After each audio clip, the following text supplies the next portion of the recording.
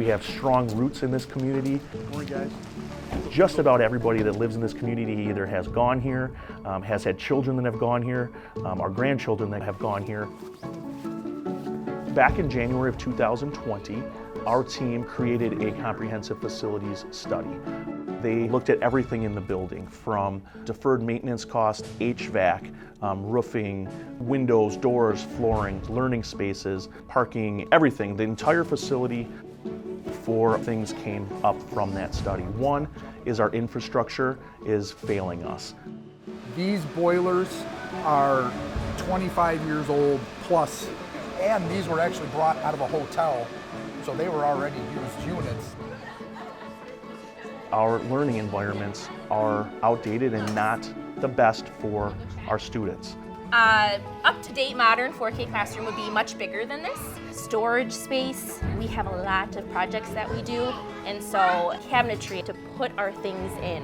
Workstations for the kids to explore in. Safety is the #1 concern. We have to wait until they get checked in through our airlock system that we have. Our point of surveillance for guests in our building begins right here. At that point, it's too late. The biggest challenge is just that we've outgrown it. It's unsafe, and just the actual flow of traffic has become too big for what we are capable of hosting at this point. Last year alone, there was a sizable chunk of money spent by the district to keep these running. This particular unit right here just out of the blue stopped working. We had to have parts taken from other school districts that were throwing them away to make this work. So we're essentially running a lot of our boilers here on used parts from other school districts. Think of how much more efficient you could be with something that's 25 years newer.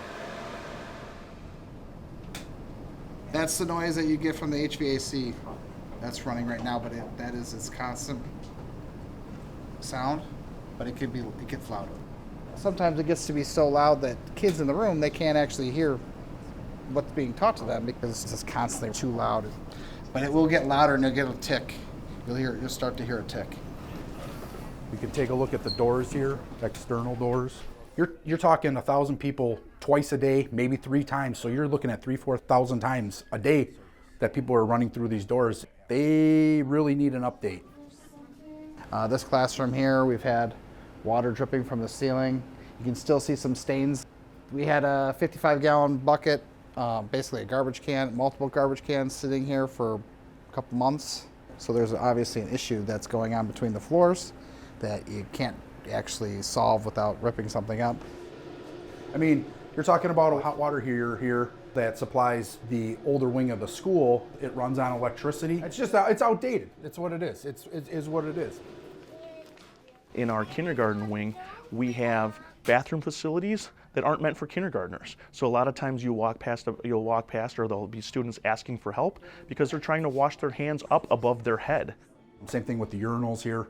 They're using step stools, which creates, problems on its own. After reviewing the community survey and feedback from many sources, we came to the board with a resolution of $22.3 million, in which will be on the ballot coming in April.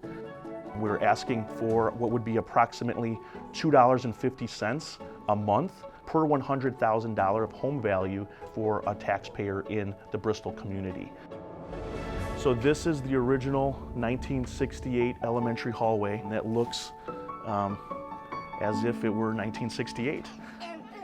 We would like to, have as many people in to see this. I'm sure it would bring back great memories.